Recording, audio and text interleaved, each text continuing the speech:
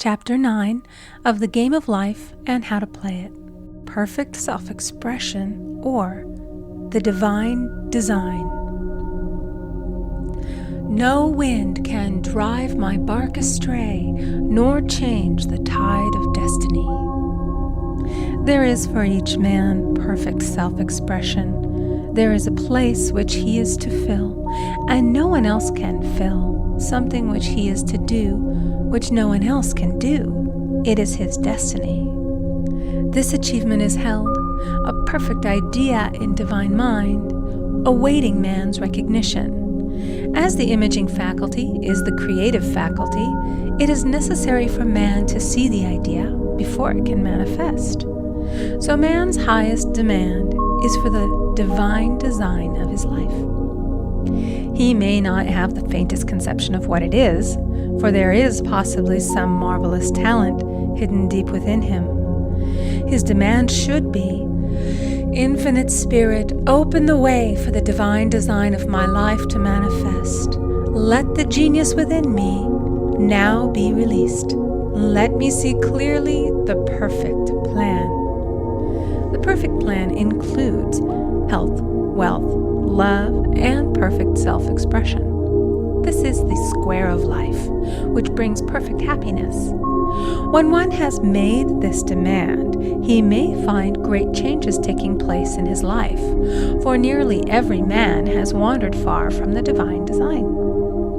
I know in one woman's case, it was as though a cyclone had struck her affairs, but readjustments came quickly, and new and wonderful conditions took the place of old ones.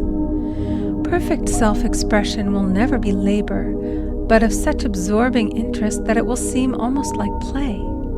The student knows also, as man comes into the world financed by God, the supply needed for his perfect self-expression will be at hand. Many a genius has struggled for years with the problem of supply, when his spoken word and faith would have released quickly the necessary funds. For example, after the class one day, a man came to me and handed me a cent. He said, "I have just 7 cents in the world, and I'm going to give you 1, for I have faith in the power of your spoken word. I want you to speak the word for my perfect self-expression and prosperity." I spoke the word and did not see him again until a year later. He came in one day, successful and happy, with a roll of yellow bills in a pocket. He said, "Immediately after you spoke the word, I had a position offered me in a distant city, and am now demonstrating health, happiness, and supply." A woman's self-expression may be in becoming a perfect wife, a perfect mother, a perfect homemaker, and not necessarily in having a public career. Demand definite leads, and the way will be made easy and successful. One should not visualize or force a mental picture. When he demands the divine design to come into his conscious mind, he will receive flashes of inspiration and begin to see himself making some great accomplishment. This is the picture or idea he must hold without wavering. The thing man seeks is seeking him. The telephone was seeking Bell. Parents should never force careers and professions upon their children. With a knowledge of spiritual truth, the divine plan could be spoken for early in childhood or prenatally. A prenatal treatment should be, let the God in this child have perfect self-expression. Let the divine design of his mind, body, and affairs be made manifest throughout his life, throughout eternity. God's will be done, not man's. God's pattern, not man's pattern, is the command we find running through all the scriptures, and the Bible is a book dealing with the science of the mind. It is a book telling man how to release his soul or subconscious mind from bondage. The battles described are pictures of man waging war against mortal thoughts. A man's foes shall be they of his own household. Every man is Jehoshaphat, and every man is David, who slays Goliath, mortal thinking, with the little white stone, faith. So man must be careful that he is not the wicked and slothful servant who buried his talent. There is a terrible penalty to be paid for not using one's ability. Often, fear stands between man and his perfect self-expression. Stage fright has hampered many a genius. This may be overcome by the spoken word or treatment. The individual then loses all self-consciousness and feels simply that he is a channel for infinite intelligence to express itself through. He is under direct inspiration, fearless and confident, for he feels that it is the Father within who does the work. A young boy came often to my class with his mother. He asked me to speak the word for his coming examinations at school. I told him to make the statement, "I am one with infinite intelligence. I know everything I should know on this subject." He had an excellent knowledge of history, but was not sure of his arithmetic. I saw him afterwards, and he said, "I spoke the word for my arithmetic and passed with the highest honors, but I thought I could depend upon myself for history and got a very poor mark." Man often receives a setback when he is too sure of himself, which means he is trusting to his personality and not the Father within. Another of my students gave me an example of this. She took an extended trip abroad one summer, visiting many countries where she was ignorant of the languages. She was calling for guidance and protection every minute, and her affairs went smoothly and miraculously. Her luggage was never delayed nor lost. Accommodations were always ready for her at the best hotels, and she had perfect service wherever she went. She returned to New York. Knowing the language, she felt God was no longer necessary, so looked after her affairs in an ordinary manner. Everything went wrong. Her trunks delayed, amid inharmony and confusion. The student must form the habit of practicing the presence of God every minute. In all thy ways acknowledge Him. Nothing is too small or too great. Sometimes an insignificant incident may be the turning point in a man's life.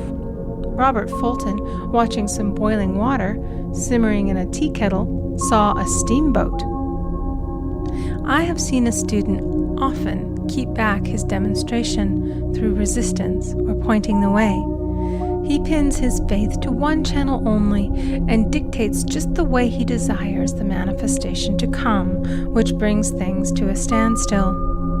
My way, not your way, is the command of infinite intelligence. Like all power, be it steam or electricity, it must have a non-resistant engine or instrument to work through, and man is that engine or instrument. Over and over again, man is told to stand still. O Judah, fear not, but tomorrow go out against them, for the Lord will be with you. You shall not need to fight this battle. Set yourselves, stand ye still, and see the salvation of the Lord with you. We see this in the incidents of the $2,000 coming to the woman through the landlord when she became non-resistant and undisturbed, and the woman who won the man's love after all suffering had ceased. The student's goal is poise. Poise is power, for it gives God power a chance to rush through man, to will and to do its good pleasure. Poised, he thinks clearly and makes right decisions quickly. He never misses a trick. Anger blurs the visions, poisons the blood, is the root of many diseases, and causes wrong decision, leading to failure.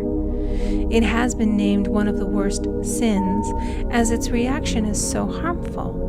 The student learns that in metaphysics, sin has a much broader meaning than in the old teaching. Whatsoever is not of faith is sin. He finds that fear and worry are deadly sins. They are inverted faith, and through distorted mental pictures bring to pass the thing he fears. His work is to drive out these enemies from the subconscious mind. When man is fearless, he is finished. Maeterlinck says that man is God afraid. So, as we read in the previous chapters, man can only vanquish fear by walking up to the thing he is afraid of. When Jehoshaphat and his army prepared to meet the enemy, singing, "Praise the Lord, for his mercy endureth forever," they found their enemies had destroyed each other, and there was nothing to fight. For example, a woman asked a friend to deliver a message to another friend. The woman feared to give the message, as the reasoning mind said, "Don't get mixed up in this affair. Don't give that message." She was troubled in spirit, for she had given her promise. At last she determined to walk up to the lion and call on the law of divine protection. She met the friend to whom she was to deliver the message. She opened her mouth to speak it when her friend said, "So-and-so has left town." This made it unnecessary to give the message, as the situation depended upon the person being in town. As she was willing to do it, she was not obliged to. As she did not fear, the situation vanished. The student often delays his demonstration through a belief in incompletion. He should make this statement: "In divine mind, there is only completion. Therefore, my demonstration is completed. My perfect word, my perfect home, my perfect health." Whatever he demands are perfect ideas registered in divine mind and must manifest under grace in a perfect way. He gives thanks he has already received on the invisible and makes active preparation for receiving on the visible. One of my students was in need of a financial demonstration. She came to me and asked why it was not completed. I replied, "Perhaps you are in the habit of leaving things unfinished, and the subconscious has gotten into the habit of not completing. As the without, so the within." She said, "You are right. I often begin things and never finish them. I'll go home and finish something I commenced weeks ago, and I know it will be symbolic of my demonstration." So she sewed assiduously, and the article was soon completed. Shortly thereafter, the money came in a most curious manner. Her husband was paid his salary twice that month. He told the people of their mistake, and they sent word to keep it. When man asks, believing, he must receive, for God creates his own channels. I have been sometimes asked, suppose one has several talents. How is he to know which one to choose? Demand to be shown definitely. Say, "Infinite Spirit, give me a definite lead. Reveal to me my perfect self-expression. Show which talent I am to make use of now." I have known people to suddenly enter a new line of work and be fully equipped with little to no training, so make the statement, "I am fully equipped for the divine plan of my life," and be fearless in grasping opportunities. Some people are cheerful givers, but bad receivers. They refuse gifts through pride or some negative reason, thereby blocking their channels, and invariably find themselves eventually with little or nothing. For example, a woman who had given away a great deal of money had a gift offered her of several $1,000s. She refused to take it, saying she did not need it. Shortly thereafter, her finances were tied up, and she found herself in debt for that amount. Man should receive gracefully the bread returning to him upon the water. Freely ye have given, freely ye shall receive. There is always the perfect balance of giving and receiving, and though man should give without thinking of returns, he violates law if he does not accept the returns which come to him, for all gifts are from God, man being merely the channel. A thought of lack should never be held over the giver. For example, When the man gave me 1 cent, I did not say, 'Poor man, he cannot afford to give me that.' I saw him rich and prosperous with his supply pouring in. It was this thought which brought it. If one has been a bad receiver, he must become a good one, and take even a postage stamp if it is given him, and open up his channels for receiving.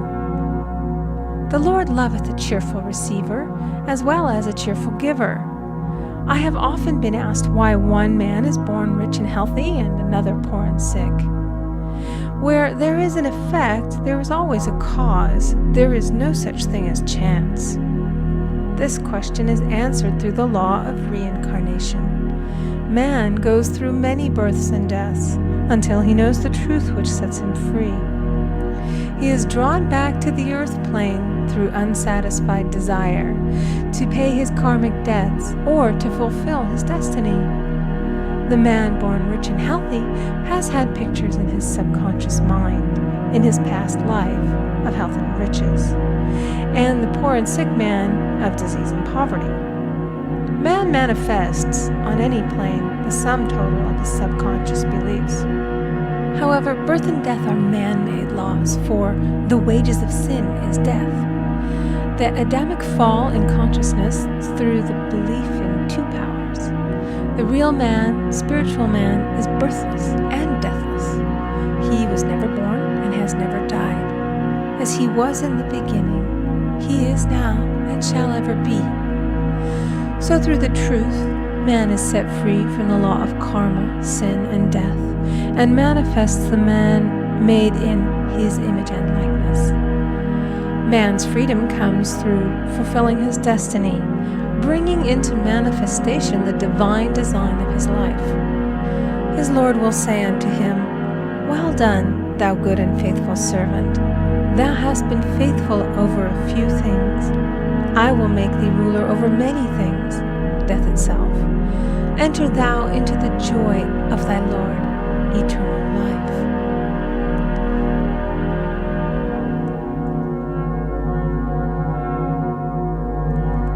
End of chapter 9.